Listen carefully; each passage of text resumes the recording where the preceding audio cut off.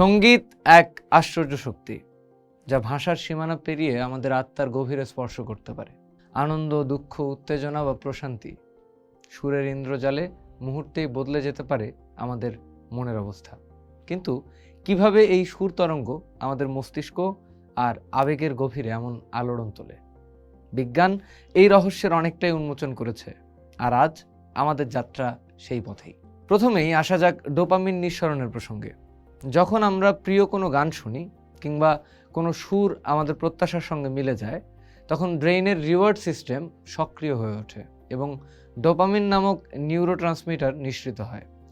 এই ডোপামিন আমাদের আনন্দের অনুভূতি দেয়, মনকে সুখী করে তোলে। ঠিক যেমন সুস্বাদু খাবার বা কোনো পুরস্কার পেলে আমাদের ভালো লাগে, সঙ্গীতের ক্ষেত্রেও ব্রেইনের একই অংশ উদ্দীপ্ত হয়। প্রত্যাশা এবং তা পূরণের যে আনন্দ, সঙ্গীত তা নিপুণভাবে জাগিয়ে তুলতে পারে, যা আমাদের বারবার সেই সুরের কাছে ফিরে যেতে উৎসাহ দেয়।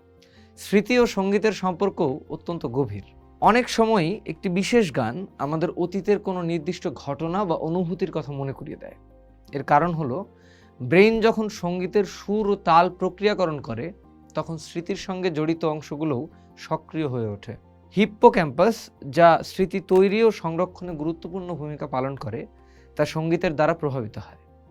এই কারণেই হয়তো কোনো পুরনো গান শুনলে আচমকা শৈশবের কোনো বন্ধু বা কৈশোরের কোনো বিশেষ দিনের কথা পরিষ্কার মনে পড়ে যায়, যেন সেই মুহূর্তটিতে আমরা ফিরে গিয়েছি।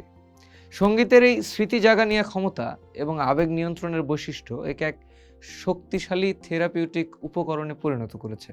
মানসিক চাপ, উদ্বেগ কমানো থেকে শুরু করে বিষণ্ণতা মোকাবিলাতেও সঙ্গীতের ভূমিকা অনস্বীকার্য। বিশেষত ডিমেনশিয়া বা আলঝেইমার্সের মতো স্মৃতিভ্রংশ রোগে আক্রান্ত ব্যক্তিদের ক্ষেত্রে সঙ্গীত থেরাপি আশার আলো দেখিয়েছে। পুরনো দিনের পরিচিত গান অনেক সময়ই তাদের হারিয়ে যাওয়া স্মৃতি ফিরিয়ে আনতে এবং সাময়িকভাবে হলেও তাদের মুখে হাসি ফোটাতে সাহায্য করে। অটিজম স্পেকট্রাম ডিসঅর্ডারে আক্রান্ত শিশুদের সামাজিক যোগাযোগ এবং আবেগ প্রকাশের ক্ষেত্রেও সঙ্গীত ইতিবাচক প্রভাব ফেলছে। মস্তিষ্কের তরঙ্গ বা ব্রেইন ওয়েভের উপরেও সঙ্গীতের প্রভাব লক্ষ্য করা যায়। আমাদের ব্রেন বিভিন্ন ফ্রিকোয়েন্সির বৈদ্যুতিক তরঙ্গ তৈরি করে, যেমন আলফা, বিটা, থিটা ও ডেল্টা। শান্ত, ধীর লয়ের সঙ্গীত, যেমন ক্লাসিক্যাল বা অ্যাম্বিয়েন্ট মিউজিক, মস্তিষ্কের আলফা তরঙ্গকে বাড়িয়ে তুলতে পারে, যা আমাদের রিল্যাক্সড এবং প্রশান্ত বোধ করায়। অন্যদিকে দ্রুত লয়ের উদ্দীপক সঙ্গীত বিটা তরঙ্গের প্রাধান্য ঘটিয়ে মনোযোগ ও সতর্কতা বাড়াতে সাহায্য করে। যোগ বা ধ্যান করার সময় যে বিশেষ ধরনের সঙ্গীত ব্যবহার করা হয়, তা থিটা তরঙ্গকে উদ্দীপ্ত করে গভীর শিথিলতা ও সৃজনশীলতা বাড়াতে পারে। বিভিন্ন সুর ও তার প্রকারভেদ আমাদের মনে বিভিন্ন আবেগের জন্ম দেয়। সাধারণত মেজর স্কেলের সুর আনন্দ বা উচ্ছ্বাসের অনুভূতি জাগায়, অন্যদিকে মাইনর স্কেলের সুর বিষণ্ণতা বা গভীর চিন্তার উদ্রেক করে। গানের লয় বা টেম্পো গুরুত্বপূর্ণ।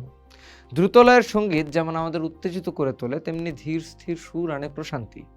বাদ্যযন্ত্রের ব্যবহার, সুরের জটিলতা এবং গানের কথার সম্মিলিত প্রভাবে একটি গান বা সঙ্গীত আমাদের আবেগিক অভিজ্ঞতাকে নানাভাবে প্রভাবিত করতে পারে।